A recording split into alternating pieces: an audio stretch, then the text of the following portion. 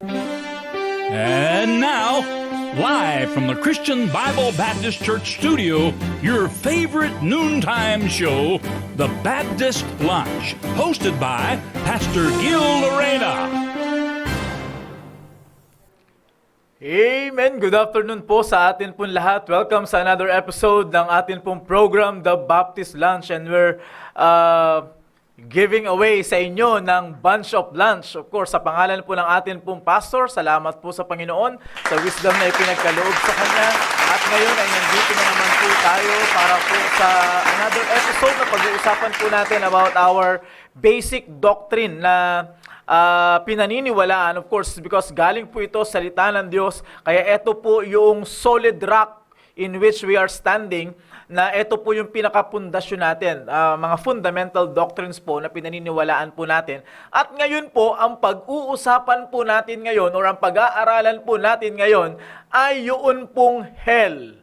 Ayun, impyerno. Pambihira, mainit-init pa ito. Okay? At salamat po sa Panginoon sa natapos po na program, yung impormasyong pangkalusugan. I hope na marami kayong natutunan sa kanila pong program at salamat naman sa Panginoon na akalain mo yan, yung mga gamot pala sa napakaraming mga sakit natin ay makikita lang natin sa bakuran po natin at madalas na hindi natin pinapansin.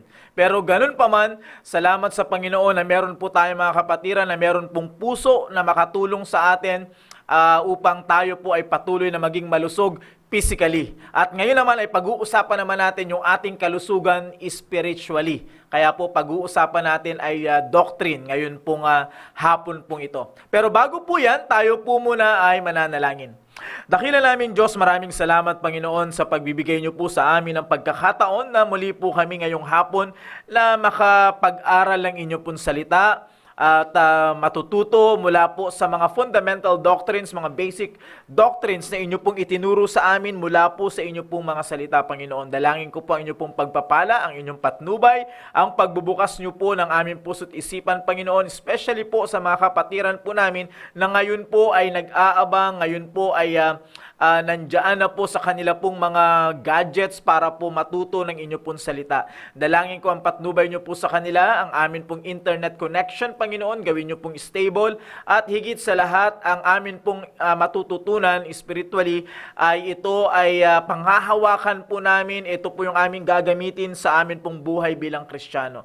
Pagpalain nyo rin po ang aming pastor, Panginoon, ingatan mo siya saan man siya naroon ngayon, at patuloy nyo po siyang bigyan ng kalusugan at kalakasan physically and spiritually din, Panginoon, at patuloy kayo na gumawa sa kanya pong buhay upang magamit siya ng mas mahaba pang panahon sa inyo pong gawain. Patawarin niyo po kami anuman po ang kasalanan na amin pong nagawa. Ito pong aking samot dalangin sa pangalan ni Jesus. Amen. Amen. Okay, so meron po akong babasahin ng mga talata po sa Biblia. This is a familiar passage sa bawat isa po sa inyo, na lalo-lalo na kung matagal na kayong Kristiyano. Ito po ay matatagpuan natin sa Luke chapter 16. Okay? Ang topic po natin ngayon is all about hell. It's all about yung pong punishment or torments. Ano po, lugar kung saan parurusahan yung mga taong nagre-reject sa Panginoon. Pero by way of introduction ay titignan po muna natin yung pong mga common term at kung paano po ito ginagamit sa Biblia. Okay, Luke chapter 16 in verse number 19. Ang sabi po ng Biblia, there was a certain rich man which was clothed in purple and fine linen and fared sumptuously every day. And there was a certain beggar named Lazarus which was laid at his gate, full of sores, and desiring to be fed with the crumbs which fell from the rich man's table. Moreover, the dogs came and licked his sores. And it came to pass that the beggar died, and was carried by the angels into Abraham's bosom. The rich man also died, and was buried. And in hell he lifted up his eyes, being in torments. Now, pansinin nyo po yung mga statement na ine-emphasize ko po sa pagbabasa sapagkat dyan po tayo kukuha ng atin pong introduction describing the place called hell. Okay? And in hell, he lift up his eyes, being in torments, and seat Abraham afar off, and Lazarus in his bosom. And he cried and said, Father Abraham, have mercy on me, and send Lazarus, that he may dip the tip of his finger in water, and cool my tongue, for I am tormented in this flame. Okay, but Abraham said, Son, remember that thou in thy lifetime receivest thy good things, and likewise Lazarus evil things. But now he is comforted, and thou art tormented. And beside all this, between us and you, there is a great gulf fixed, so that they which would pass from hence to you cannot, neither can they pass to us that would come from thence. Then he said, I pray thee therefore, Father, that thou wouldest send him to my father's house. For I have 5 brethren, that he may testify unto them, lest they also come into this place of torment. Abraham said unto him, They have Moses and the prophets, let them hear them. And he said, Nay, Father Abraham, but if one went unto them from the dead, they will repent. And he said unto him, If they hear not Moses and the prophets, neither will they be persuaded, though one rose from the dead. Now, pansinin nyo po yung pong mga in-emphasize ko po na statement po dito sa mga passages po na atin pong binasa. And you know the story. It's a story about the rich man, a certain rich man, and a man named Lazarus. A beggar named Lazarus, na itong rich man, isang mayaman at isang mahirap. Which is, ito po yung realidad sa mundo po natin ngayon.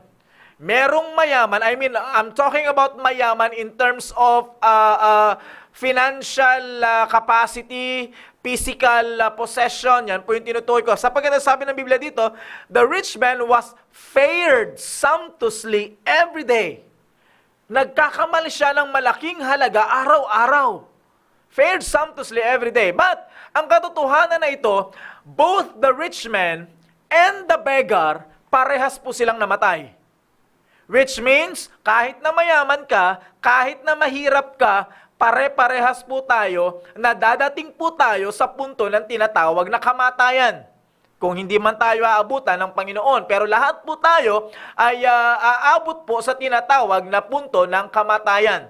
Wala pong magagawa ang pera natin pag sinabi ng Panginoon, time out ka na. Okay? So sa madaling salita, parehas po silang namatay. At magkaiba po sila ng pinuntahan. Ang sabi po ng Biblia po dito, it came to pass, the beggar died and was carried by the angels into Abraham's bosom. Yung beggar po, nung siya po ay namatay, immediately he was carried by the angels into Abraham's bosom. Pero makita niyo po yung mayaman dito. Sabi po ng Biblia dito, the rich man also died and was buried. Nakita niyo po yung kaibahan ng sa lupa at saka po yung kabuhayan po dito sa lupa. Yung rich man, nung siya po ay namatay, dinescribe pa ng Bible na merong burial. May funeral pa. Bakit mayaman to eh? Maaring marami tong kaibigan. Meron pang siguro may procession pang nangyari. He was buried. Pero yung beggar, si Lazarus, nung siya ay namatay, wala pong dinescribe yung Bible na he was buried. Immediately he was carried by yung kanya pong kaluluwa, he was carried by the angels into Abraham's bosom. Okay. Now pagkatapos po ng huling hininga dito po sa lupa, ito na po yung magkaibang lugar na kanilang pinuntahan. Ang sabi po ng Bible, verse 22, and in hell. Okay? And in hell, yung rich man, ang sabi ng Bible, he lift up his eyes. Siya po ay tumingala, which means na itong rich man ay nandoon sa hell at siya po ay tumingala, which means ang kinalalagyan po ni Lazarus ay mas elevated kesa po doon sa rich man. Sapagkat kung ang rich man ay mas mataas kesa kay Lazarus, hindi siya titingala. Dapat, yuyuko siya para makita niya si Lazarus. But ang sabi ng Biblia, he lift up his eyes being in torments. Ang sabi ng Biblia. So he lift up his eyes being in torments and see Abraham afar off and Lazarus in his bosom. Now, ano po yung sinabi po, isang description po dito ng Biblia? Ang sabi po ng Biblia, it is a place of torments. Yung alin? Yung hell. Sinabi rin po yan, maraming beses nyo pong mababasa po dito, yung word na torments. Alam niyo po anong ibig sabihin ng torments? It means extreme pain. Grabing sakit. No, ito po ito po yung nanggaling sa salitang Griego na basanos. Nang ibig sabihin ng basanos ay torture. Torture. Yun po yung ibig sabihin niya. Talagang grabe yung yung pain na nararamdaman niya because he was under torture. No, ang sabi po ng Bible dito ay si Lazarus kino-comfort samantalang yung rich man tino-torture. Sino kaya sa atin ang gustong matorture? So the Bible says that hell is a place of torments. Ito pang isa. So tandaan nyo a place of torments, a place of torture, a place of extreme pain. Ano pang sabi ng Bible dito? Verse 24.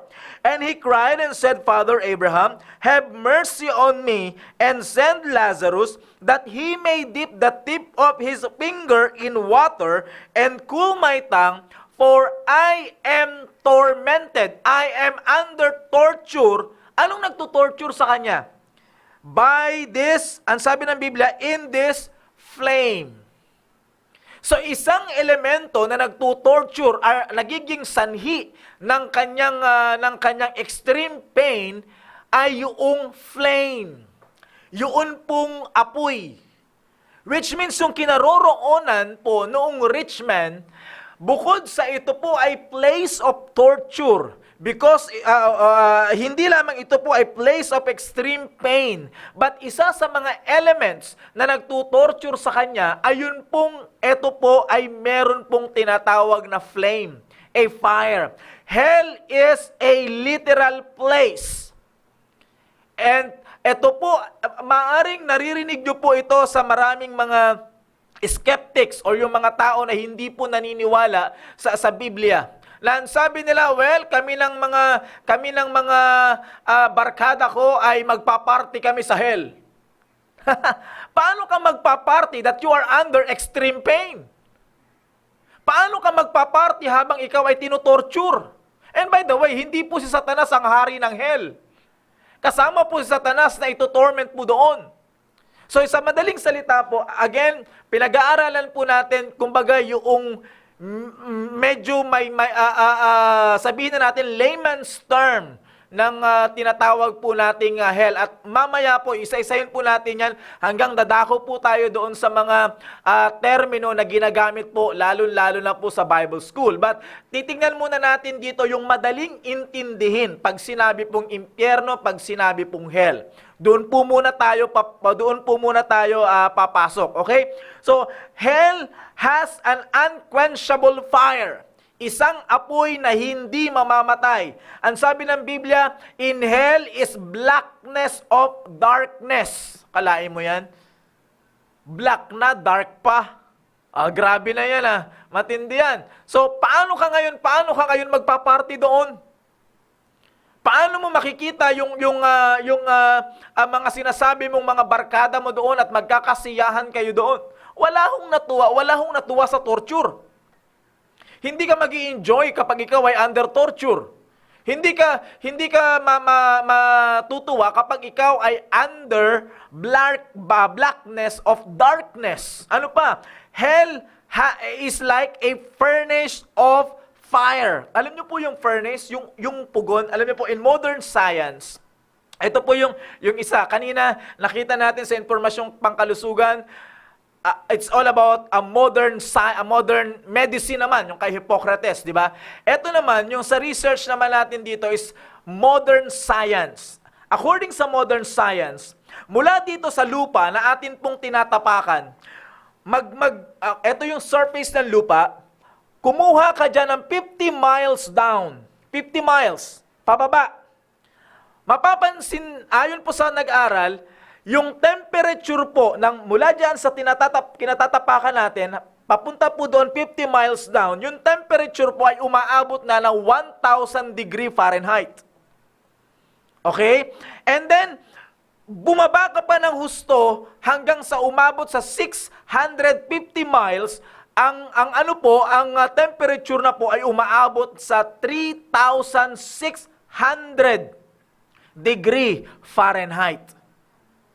Grabe na, napakainit na po. At alam niyo po, according doon po sa magazine na The Planet Earth, it was published noong 1984 sa page 48. Alam niyo po ang sinabi po doon na yung mantle ng Earth, 'di ba? Ang Earth natin ay may mga layers po 'yan eh. Yung mantle ng Earth, yung mantle po, yun po yung bumabalot doon sa core. Yung pinaka-core, yun po yung pinakagitna. Okay? Pinaka-core, pinakagitna, and then yung pinaka-mantle, ang bumabalot po doon, ang sabi po doon sa nag-aral, ito po ay rock, bato. Okay? So, ito yung core, binabalutan po ng bato. And then, alam nyo po yung bato na yon, yung pinaka-outer layer po nung mantle na yon ay liquid. Liquid. Na anong purpose nitong liquid na to? Ito po yung nag-neutralize nung init. Kasi yung pinaka-core ay napakagrabing init. Grabing init na, and then binabalutan pa ng bato yung mantle.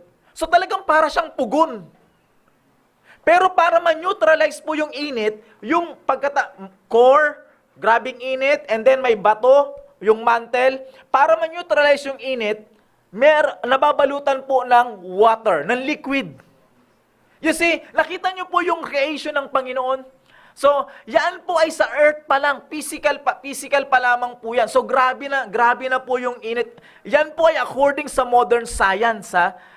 Pero pag tinignan nyo po dito sa Bible, makikita nyo po dito na yan po yung kanilang research patungkol sa mundo po natin. Pero makita nyo po yung description po dito ng rich man, kung nasaan siya at ano yung kanyang nararamdaman. Na ang sabi niya, he was under extreme pain, under torture because of the flame. Meron pong apoy, unquenchable fire. It's like a furnace. Sabi ng Biblia, a furnace of fire.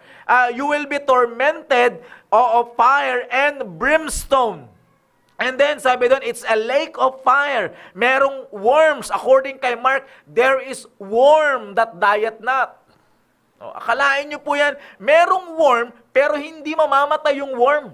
And then, ang sabi ng Biblia, it was prepared for the devil and his angels, and there is weeping and gnashing of teeth. Okay, tignan po natin to. Again, sabi ko nga po sa inyo, sa umpisa, by way of introduction, sa ngayon, ang titignan lamang po natin, yun pong, kumbaga, layman's term, layman's definition po ng tinatawag po nating hell, at kung may oras pa, ay iisa-isahin po natin yung mga description na yan. Okay. So, ang sabi po ng Biblia, tignan niyo po yung inyo pong Biblia sa Matthew chapter 25. Okay, Matthew chapter 25. Now, ano po ang purpose nitong pag-aaral natin about hell? Unang-una, hindi lamang po to acquire knowledge. Tandaan niyo po, knowledge is nothing without application. Baliwala po yung kaalaman kapag walang wisdom.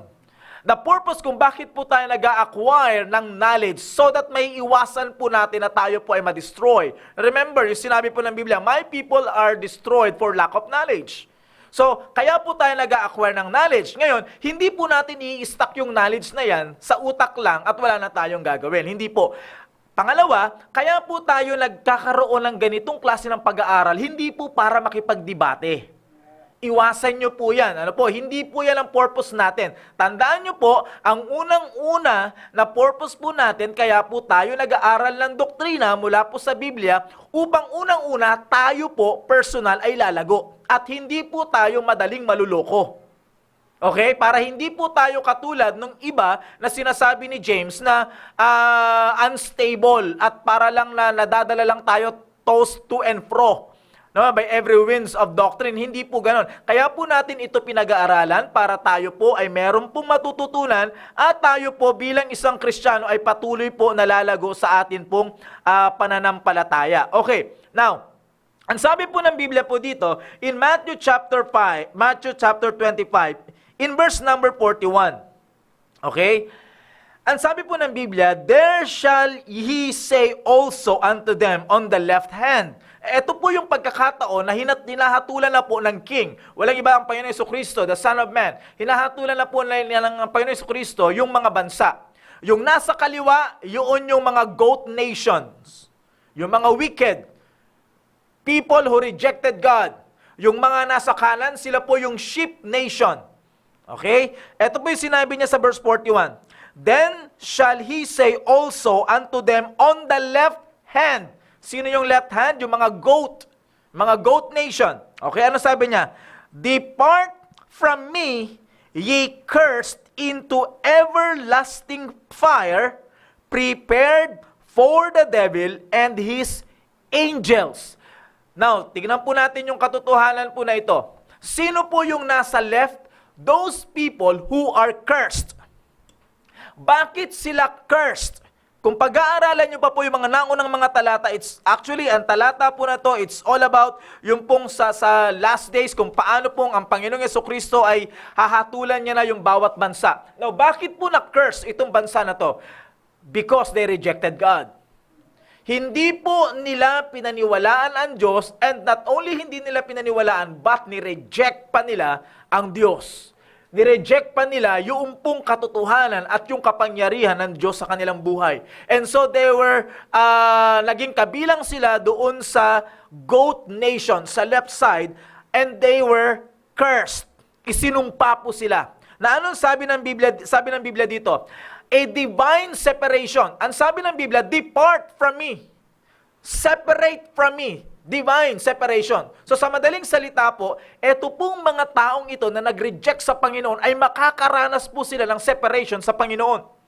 An eternal separation from God. If God is the source of real happiness, kapag ikaw ay napahiwalay sa Diyos, therefore wala kang happiness. If God is the source of life, pag ikaw ay napahiwalay sa Diyos, then yung kinaroroonan mo ay wala ring eternal life. Di ba? But then, ang sabi po ng Biblia, ye are cursed. Yung lugar na kung saan patutungo yung mga nagre-reject sa Panginoon, they were cursed. Sinumpa. Saan patungo? Into everlasting fire. My goodness, mga kapatid, mas gustuhin mo na magkaroon ka ng everlasting life kaysa everlasting fire. Di ba? Naunawaan niyo po kung ikaw ay susunugin doon sa everlasting fire, which means you have an everlasting torture. Ibig sabihin, nakakaranas ka ng everlasting torment. And you will be tormented day and night. Kaya nga ang sabi ng Biblia, there shall be weeping and gnashing of teeth. Kaya nga imposible yung sinasabi nila na magpaparty sila sa impyerno. Hindi. Bakit? Sabi ng Bible, weeping. May pagnanangis. Hindi po ito yung pag-iyak na natutuwa. Hindi po ito tears of joy.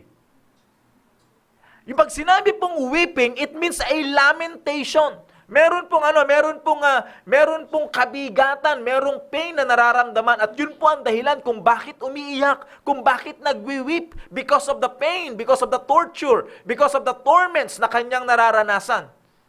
So paano ka ngayon magpa-party kung merong weeping? You see, wala pong sinabi yung Bible that in hell ay magkakaroon po sila ng masayang fellowship. Wala pong ganyan. And then nasabi ng Bible, not only weeping, but gnashing of teeth. Alam niyo ba kapag ang tao po, kapag nagnanash ng teeth, yung grabing kinakagat niya yung sa ip, talagang nagnanangis yung ipin. Ibig sabihin, nakakaramdam po yan ng extreme pain. Now, tignan niyo, siguro naman familiar kayo, yung iba sa inyo, may mga napapanood kayong pelikula, di ba? Kapag yung isang sundalo, halimbawa, tinamaan siya ng bala dito, o kung saan naman siya tinamaan, and then walang anesthesia, kukunin yung bala. Di ba madalas napapanood nyo, anong ginagawa ng sundalo na yon sa pelikula, or even kahit na sa totoong buhay, meron siyang tela na kinakagat. Kakagatin niya yung tela or anumang bagay kakagatin niya. Bakit? Para hindi niya makagat yung kanyang dila. Because of the extreme pain na kanyang mararanasan, kapag tatanggalin niya kung ano man yung shrapnel na nandyan sa kanyang katawan o yung bala na sa kanyang katawan, para maiwasan niyang makagat yung kanyang dila. Bakit? Grabe yung kanyang pagnangis, yung pagnash ng kanyang teeth because of the pain na kanya pong mararanasan. Imagine, araw at gabi, ganyan ang iyong mararanasan. By the way, mga kapatid, nais ko pong sabihin po sa inyo, paalala lamang po, hindi po ako nananakot. Anything that is true ay hindi po yan pananakot. Anything that is true means a warning. Warning po yun, mga kapatid. Warning in a sense na para hindi na po tayo umabot sa ganung kalagayan. Okay? So, there shall be weeping and gnashing of teeth. Sa madaling salita po, talagang extreme yung pain na mararanasan ng sino mang tao na pupunta po dito sa tinatawag po nating impyerno. Talaga pong extreme yung torture na kanyang mararanasan. Kaya nga po ang sabi ng Biblia, they were cursed. Isinumpa. Di ba? Kailan ba ang tao nakakaranas ng pagsumpa ng kapwa niya? Kapag yung kapwa niya ay grabe yung galit sa kanya. So kapag grabe yung galit ng isang tao doon sa isang tao, sinusumpa niya. You see? So mararamdaman niya ngayon yung puot ng tao na yon. Mararamdaman niya ngayon yung puot ng tao na yun sa pamamagitan ng pagsumpa doon sa tao na yon. Same thing na mararanasan ng tao na makakaranas po na magre-reject po sa Panginoon. Mararamdaman niya yung tinatawag na wrath ng Panginoon. A divine or eternal separation from God. Hindi po dahil na siya ay tumalikod sa Diyos, kundi po napaseparate siya sapagkat itinakwil siya ng Diyos. Masakit po yun, ha? Alam niyo po, habang nandito po tayo sa buhay po na ito, sa mundong ito, ay tayo po ay tumatalikod sa Diyos. At our own will, tumatalikod po tayo sa Panginoon. Pero hindi tayo iniiwanan ng Diyos. Bagamat tayo po ay nire-reject natin, maraming tao nagre-reject sa Panginoon, pero binibigyan pa rin ng pagkakataon ng Diyos yung tao na yan na nagre-reject. Pero pagdating ng araw, mismong ang Diyos na ang magre-reject sa kanila. Masakit na katotohanan yun. Naalala niyo po during the days of Noah? During the days of Noah, nung inutusan ng Panginoon si Noah na gumawa ng ark, ilang taon? 120 years.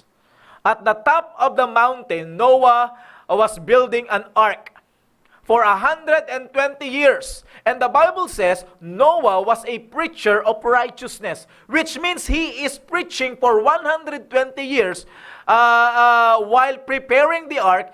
He was preaching righteousness doon sa mga tao. Kaya lang yung mga tao, yung kanilang isipan were evil continually. Hindi po nagsawa, for 120 years, hindi po nagsawa si Noah na mag-preach. Of course, bagamat hindi po literal na binanggit sa Bible, pero alam naman po natin, maraming pagkakataon na maaaring na-reject si Noah ng mga tao, maraming pagkakataon na siya ay pinagtatawanan ng mga tao, which is, sino nga naman by human logic, sino nga naman ang isang tao na magtatayo o magagawa ng isang barko sa tuktok ng bundok? Sino nga naman ang sasabihin nila na matinong tao na magpiprepare ng isang bangka sapagkat magkakaroon ng grabeng pag-ulan, samantalang ang mga tao during that time ay hindi pa nila nararanasan yung ulan.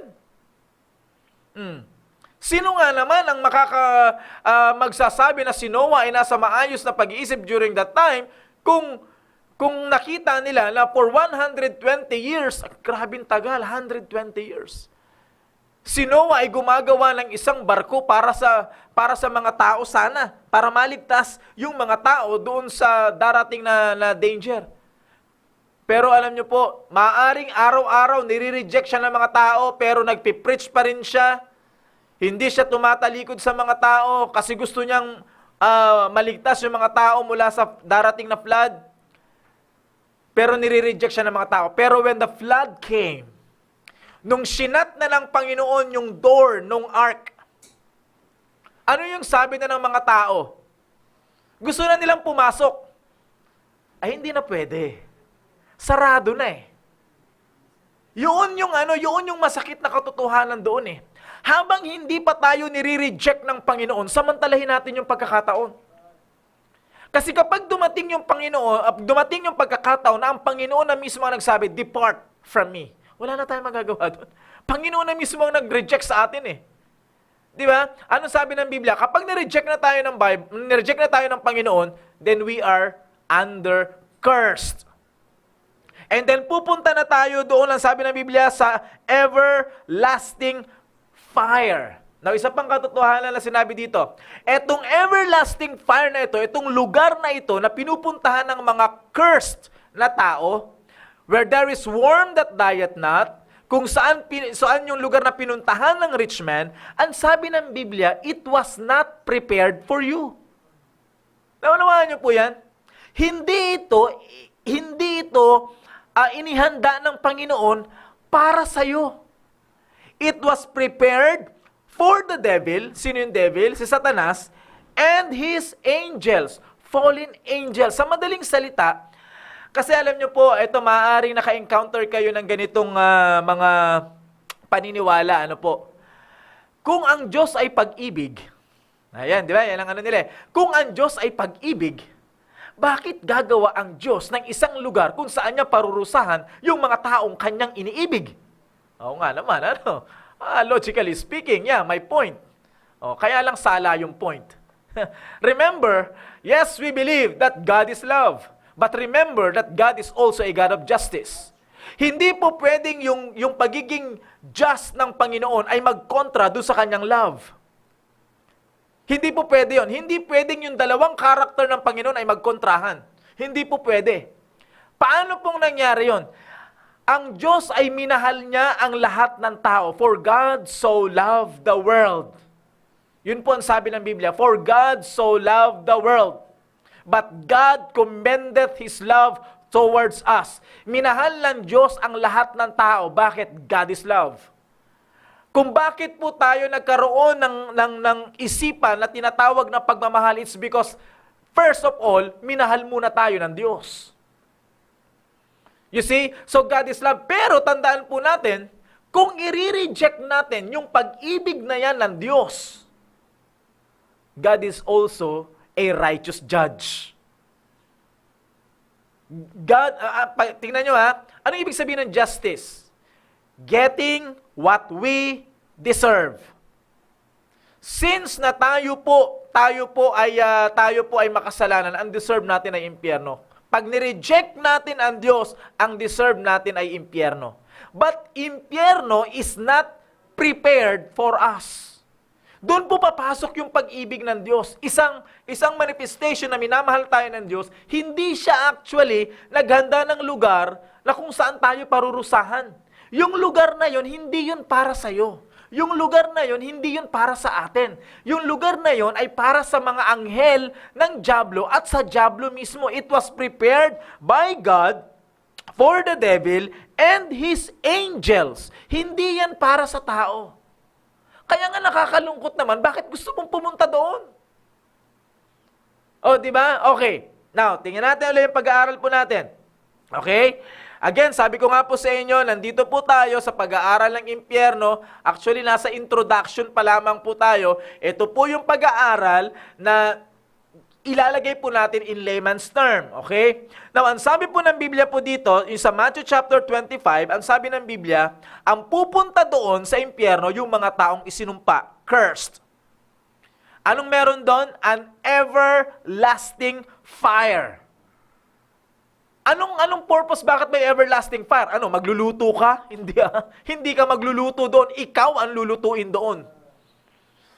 You see? So, merong everlasting fire. And then, ano sabi ng Bible? This place is prepared by God not for you, but for the devil and his angels. Yun po yung sabi ng Biblia. So, sa madaling salita, hindi pala para sa atin yung impyerno. Okay? Pero kapag merong kang mahal sa buhay, na nasa Kanya, nananatili sa Kanya yung sumpa ng Panginoon, doon pupunta yung mahal mo sa buhay. Bakit po? Ang pupunta sa impyerno ay yung mga may sumpa ng Panginoon. Cursed ng Panginoon. Okay, tuloy po natin. Alam niyo po ba na mas marami pong lesson ang Panginoong Jesucristo, nung siya po ay nabubuhay dito sa mundong ito for 33 and a half years, na nabuhay po siya sa mundong ito as human being, napakarami po niyang lesson, napakarami niyang preaching about hell kesa sa heaven. Alam niyo po kung bakit?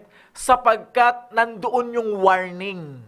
Sabi ko nga po sa inyo kanina, yung hell, yung lesson natin about hell must serve as a warning. Ganito po yan, okay? Pag halimbawa, ito, binigay ko na rin po itong example before. Halimbawa po, okay, ito yung bahay ko. Okay, ito yung bahay ko. And then, nandyan sa katapat ng bahay ko, yung bahay mo naman. Magkapit bahay tayo, in short. Halimbawa ngayon, pagsapit ng gabi, may nakita ako dyan sa kalsada na isang magnanakaw. I mean, 100% sigurado ako na ito ay akyat bahay. Magnanakaw talaga. At aali-aligi doon sa iyong bahay. Nakita ko, kasi magkapit bahay lang tayo eh. Nakita ko na totoong at sigurado ako na itong tao na to magnanakaw talaga ito at aali-aligid sa iyong bahay. Tumawag ngayon ako sa iyo. Sabi ko, Brad or sis or pare or mare, whatever ang tawag ko sa iyo, mag-iingat ka kasi merong magnanakaw na aali-aligid sa iyong bahay. Okay? Question. Sa palagay mo ba nananakot ako? Of course not. Binibigyan kita ng warning. Bakit? Kasi totoong may nakita ako na taong magnanakaw na aali-aligid sa iyong bahay. Okay, yan yung scenario number 1. Scenario number 2. Halimbawa ngayon, wala naman talaga akong nakitang tao. Wala, as in wala lang. Wala akong nakitang tao na aali-aligid sa iyong bahay. And then tumawag ngayon ako sa iyo, Mare, pare, mag-iingat ka kasi merong magnanakaw na aali-aligid sa iyong bahay. Pero totoo, wala talaga akong nakita. Question. Nagbibigay ba ako ng warning o nananakot lang niya? Nananakot lang. Nananakot lang. It's a prank. Di ba? Nananakot lang. Bakit? Kasi wala naman talaga ako nakita eh. Hindi naman talaga totoo yun eh. So kapag totoo akong merong nakita, pag totoo talaga na meron doon na witness ko, na talagang merong aali-aligid na tao doon na magnanakaw sa bahay mo, warning yun. Mga kapatid, this book right here is a book of truth. At mismong ang truth na sinasabi ng Biblia, nagsasabing merong hell. Therefore, para sa ating tao, hell is not a prank. Hell is a literal place. Therefore, it must serve as a warning. Warning yan dapat sa atin. Warning yan sa atin bilang Kristiyano para sa ating mga mahal sa buhay. Naalala niyo yung rich man? Sabi niya, may 5 pa akong kapatid.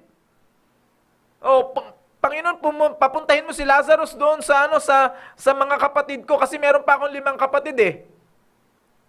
Para hindi na sila mapunta dito, mag-testify doon si Lazarus na meron talagang hell. Ano sabi ni Abraham? Sabi niya, they have Moses and the prophets. Do you understand? Sa Bible po, yung Moses and the prophets or tinatawag na law and the prophets is also equivalent sa scripture. Isa yan sa mga title ng scripture. Ibig sabihin, ang sinasabi po na ni Abraham doon, may Bible na sila. Hayaan mo silang matuto mula sa aklat, mula sa Biblia. Ano sabi ng rich man? Hindi, Father Abraham. Kung merong isang patay na muling nabuhay, maniniwala sila. Sabi ni Abraham, sabi niya, kung hindi sila maniniwala sa Biblia, kahit na merong isang patay na muling nabuhay, katulad ni Kristo, hindi nila paniniwalaan yon. Bakit? Hindi nila yung paniniwalaan kasi ang Biblia ay nagtuturo patungkol kay Kristo. John chapter 5 verse number 39. Search the scripture, for in them you think you have eternal life, and they are they which testify of me. So hindi nila paniniwalaan si Kristo, yung isang patay na muling nabuhay. And so mga kapatid, now ano po yung gusto po nating ipunto po dito? Okay? Hell is a literal place. A place in which an extreme punishment, extreme torture, extreme pain ang mararanasan ng mga taong patutungo doon. Although, yung mga tao na pupunta doon, hindi naman talaga yun inihanda para sa kanila. Pero may mga taong pupunta doon sapagkat dala-dala nila yung sumpa ng Diyos. Bakit sila cursed ng Panginoon? Sapagkat nireject nila ang Panginoon. Now, tingnan pa natin yung sinabi po ni Pedro. Sabi po ng Biblia sa 2 Peter chapter 2. Okay, ang sabi po ng Bible sa 2 Peter, lang natin. Ito na po yung siguro last verse. 2 Peter chapter 2 in verse number 4. Tignan niyo po sabi ng Bible For if God spared not the angels that sinned. Sino yung mga angels that sinned? Yung mga alipores si Satanas na binabanggit sa Matthew chapter 25. Prepared for the devil and his angels. Yung angels doon, yun yung mga angels na nagkasala. Okay? For if God spare not the angels that sinned, but cast them down to hell. Sino yung kinas ng Panginoon sa... Alam niyo pong ibig sabihin ng word na cast? Pag sinabing cast, hindi po yan inilagay. Ang ibig sabihin ng cast ay itinapon. Ibinato. Yan po yung ibig sabihin. Which means kahit na ayaw mo, dahil doon ka ilalagay, ibabato ka doon. Kahit na ayaw mo, doon ka mapupunta kasi ibabato ka, sapilitan ka na ibabato doon. Kaya nga sabi ng Biblia, depart Umalis ka sa akin, depart. So you will be cast. Sabi ng Biblia, itong mga angels na ito were cast into doon sa hell, sabi ng Biblia, and deliver them into the chains of darkness. Naalala niyo isang description ng hell? Blackness of darkness. Chains of darkness. Chains, yung kadena, tanikala. Ibig sabihin, chain, tuloy-tuloy, walang patid na kadiliman. Paano ka magpa-party dyan? Okay. Sabi pa ng Bible, to be reserved unto judgment. Again, pag binanggit yung judgment, nandiyan yung righteous judge. Pag binanggit yung word na judge or just or justice, you will get what you deserve. At sabi ko nga po sa inyo, if hell is a place of torment, then yung mga angels that were cast into hell ay dadanas po sila ng extreme torments, extreme pain. Ay walang magpa-party dyan. Hindi po yan magpa-party. Kaya nga may pain Paano ka magpa-party dyan? Meron pong judgment. It's a place of judgment. Di ba naalala niyo sinabi ni Abraham doon sa rich man? Sabi niya, nung nabubuhay ka pa, ganito-ganito yung ginagawa mo. Ngayon, si Lazarus, he was comforted, pero ikaw, thou art tormented. Bakit? Kasi nireject mo ang Panginoon Nireject mo yung Panginoon na kung saan ikaw ay dapat sana hindi ka pupunta dito. Now, sabi ko po sa inyo, nasa introduction pa lamang po tayo. Now, tingnan nyo po, mga kapatid, ito po yung implication po nitong atin pong lesson. Ngayong alam natin na merong hell. If hell is a literal place, a place of torment, a place of judgment, a place of fire, prepared for the devils and his angels, a place for people who are cursed by God, a place in which yung mga tao were departed from God, separation from God. Ano bang mararamdaman mo kung yung isa sa mga mahal mo sa buhay ang pupunta dyan? Ano kaya ang mararamdaman mo kung isa sa mga mahal mo sa buhay ang dadanas ng extreme pain? bawat isa po sa atin, pag meron kang mahal sa buhay na nakita mong nahihirapang huminga at nandoon sa deathbed, dun sa kanyang higaan, at napakaraming nakalagay na aparatus. May oxygen dito, may nakasuksok pa sa ilong, meron pa sa bibig, meron pang mga swero sa kamay, tapos meron pang machine na nagaganon-ganon yung line. And then habang humihinga siya, tataas yung line, makikita mo hirap na siya. Naawa ka ba? Halimbawang, wag naman sana, pero halimbawang nanay mo yung nandoon. Halimbawang tatay mo yung nandoon. Halimbawang kapatid mo. Halimbawang isa sa mga mahal mo sa buhay yung nandoon. Maaawa ka ba? And what do you think? Hindi ka rin ba maaawa kapag nakita mo na mismo yung mahal mo sa buhay ay pinarurusahan sa impyerno? Dumadanas ng extreme pain? Matutuwa ka ba? Matutuwa ka kaya kapag ganun ang maraang makikita mo sa mga mahal mo sa buhay? Sasabihin mo kaya, well, salamat sa Panginoon. Nay, tay, salamat sa Panginoon na punta ka ng impyerno. What do you think? Mga kapatid, hindi po ito biro eh. Kaya nga po sabi ko sa inyo, this is one of our fundamental doctrines. Foundational po ito. Foundation. Bakit foundation? Kasi almost all ng atin pong mga doctrines nakahang po dito. Mga kapatid, that's the reason why meron tayong soul winning. Yan po yung dahilan kung bakit po tayo nagsishare. Yan, maaaring nire-reject tayo dyan sa labas, sa tao, at pinagtatawanan tayo, at kinukutsa tayo ng mga tao. But we never turn our back sa kanila. Bakit? Alam natin yung pressure ng hell eh.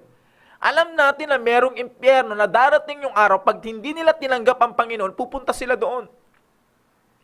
Yun ang dahilan kung bakit tayo nagtsatsaga na kahit na hindi natin kaano-ano, inaabutan natin ang tracts, kahit na hindi natin kaano-ano, sinishare natin yung pagmamahal ng Panginoon sa kanila. Bakit? Ayaw natin sila ay mapunta sa impyerno sapagkat alam natin kung anong meron sa impyerno. Pero mga kapatid, ang nakakalungkot nito, bakit ngayong pandemic nawala yung fire na yan? Nawalawaan niyo po yan? Bakit nung dumating itong COVID-19, yun ang nagpahinto ng fire sa atin? Para ibahagi yung salita ng Diyos. May mga kapatiran tayo na kahit na naka-lockdown, nagsishare pa rin, salamat naman sa Panginoon. Pero nakakalungkot sa marami sa ating mga Kristiyano, parang hindi na uminit yung apoy ng impyerno nung tayo po ay na-lockdown. Parang nawala na rin yung fire natin sa paglilingkod sa Panginoon. I mean mga kapatid, meron pong message yung impyerno. I mean, hindi na para sa atin kasi ligtas na po tayo, na tayo po ay pupunta pa ng impyerno, ligtas na tayo eh. Wala nang makakaagaw sa atin mula sa kamay ng Diyos. Pero mga kapatid, may mga mahal pa tayo sa buhay. May kamag-anak ka pa. May tatay ka pa. May nanay ka pa. Meron ka pang mga kapatid. Meron ka pang asawa. Meron ka pang anak. Na maaring sila hindi pa nakakarinig ng gospel. Maaring sila hindi pa nila natatanggap ang Panginoon sa kanilang buhay, sa kanilang puso. Anong ginagawa natin? Darating yung araw, gusto ba natin na sisisihin tayo na, what do you think? Halimbawa ngayon, humarap tayo sa Panginoon. At sasabihin nung isang tao na ito, hahatulan ngayon ng Panginoon, yung isa sa mga mahal natin sa buhay, na pupunta ng impyerno. Halimbawa ngayon, tanungin ngayon ng Panginoon, teka muna, di ba yung asawa mo, Asher? Di ba yung asawa mo, o di ba yung anak mo ay full-time sa church? Oh, di ba yung kapatid mo ay preacher? Di ba yung kapatid mo ay naglilingkod sa simbahan? Oh, tapos biglang ibabaling sa'yo. Nakakalungkot na eksena po ito. Halimbawang ibabaling naman sa'yo ng Panginoon. Oh, di ba kapatid mo yun? Di ba kasama mo yun na kumakain? O di ba kasama mo yun na natutulog? Bakit ikaw nandito? Bakit siya pupunta doon? Anong ginawa mo? Oh, 5 minutes lang. Mawawalan ka ba ng time? Kung halimbawang kukunin lang o igagugol mo lang yung 5 minutes ng buhay mo para sa isang kaluluwa? Upang hindi siya mapunta ng impyerno?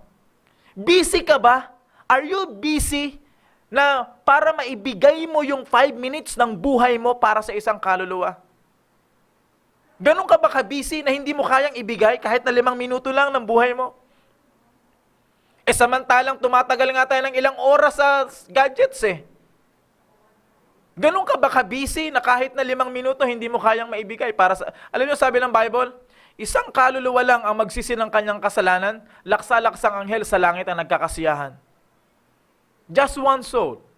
Isang kaluluwa lang ang hindi pupunta sa impyerno. Isang kaluluwa lang ang hindi pupunta doon sa dagat-dagatang apoy. Isang kaluluwa lang ang magdidesisyon na ayaw niya doon sa place of torments. Ang sabi ng Biblia, yung mga anghel sa langit ay nagkakasiyahan. Piyesta ang langit. Isa lang yan. How much more kung 2? How much more kung 3? How much more kung 4? How much more kung 5? At sa 5 na yan, ikaw ang ginamit ng Panginoon. Ikaw ang ginamit ng Panginoon para hindi sila mapunta. Every time that you share the gospel sa mga taong dapat sana papunta sa impyerno, alam mo ba na nag-iipon ka ng kaibigan sa langit? Nag-iipon ka ng kaibigan sa langit. Sapagkat darating yung araw, yung naligtas na ikaw ang ginamit ng Panginoon, magkikita kayo sa langit. Nakakalungkot naman yon na during the judgment day, makikita mo siyang mahal mo sa buhay, parurusahan doon sa impyerno. Bakit? Wala kang binanggit. Nahiya ka Di ba? Yan ang madalas. Nakakahiya Bakit ka nahihiya? Kasi kilala ka niya Di ba? Kilala ka niya kung ano ka sa bahay niyo. Kilala ka niya. Minsan kaya tayo na nahihiyang mag-share sa mga kamag-anak natin. Pangit ang testimony natin Kilala nila tayo. Pero mga kapatid, tandaan po natin ang implication po ng impyerno. Again, ang pinag-uusapan pa lamang po natin yung pinaka-surface pa lang. Hindi pa tayo pumupunta doon sa Tartarus, sa Hades, sa Gehenna, wala pa, hindi pa. Kumbaga, nasa introduction pa lang tayo ng atin pong pag-aaral about hell. Nais ko lang banggitin po sa inyo na ang hell must serve as a warning and as a push sa ating mga Kristiyano na ibahagi natin yung salita ng Diyos upang mabawasan yung mga taong pupunta doon sa impyerno. Of course, lahat po yan ay sa kapangyarihan ng Panginoon. Hindi natin kaya magligtas, ang Panginoon nagliligtas, pero pwede tayong gamitin ng Diyos para sa kaligtasan po ng iba. Mga kapatid, tandaan po natin yung rich man. Hanggang ngayon, ang rich man ay sumisigaw doon sa impyerno. Alam nyo ba kung bakit walang pangalan ng rich man?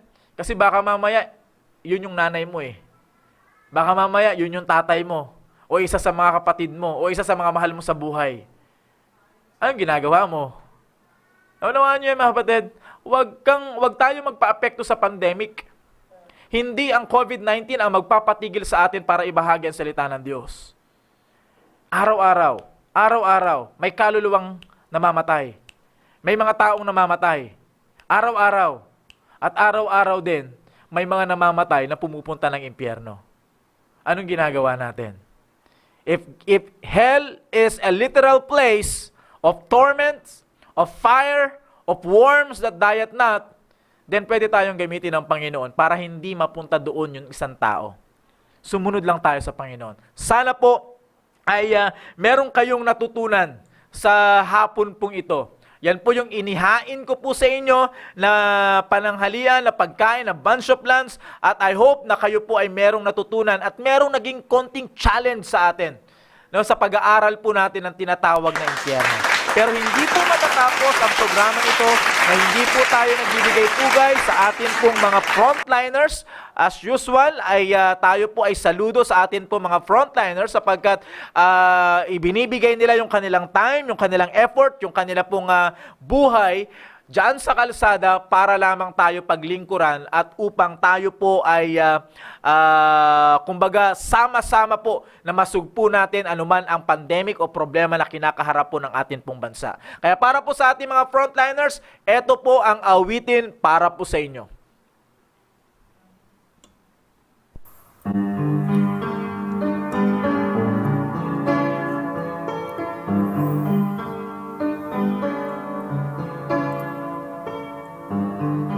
See all the wounded, hear all their desperate cries for help, pleading for shelter and for peace.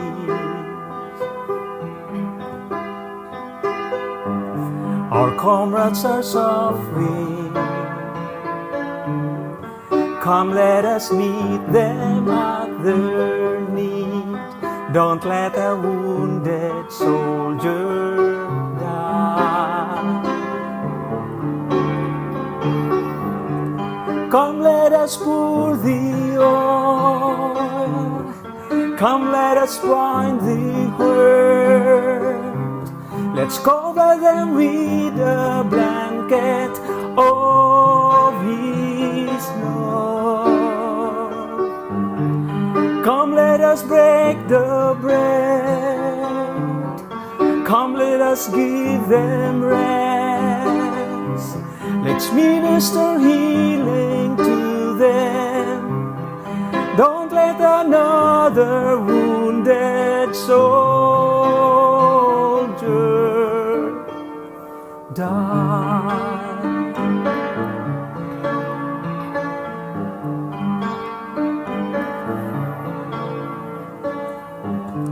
Obeying their orders,